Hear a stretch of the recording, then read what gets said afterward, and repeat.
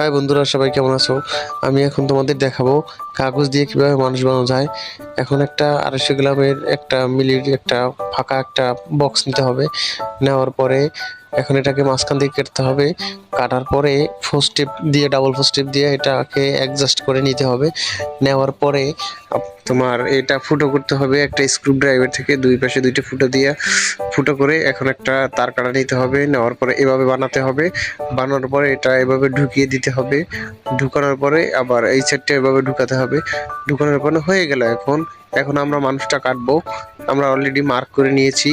ওকে দেখো, কেসি দিয়ে কেটে ফেলছি অলরেডি। এখন দুই মাথা দুইটা ফোর স্টেপ লাগিয়ে এখন এভাবে উল্টো করে লাগিয়ে দিব।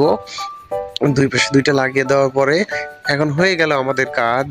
এখন বন্ধুরা দেখবে এটা কিভাবে কাজ করে।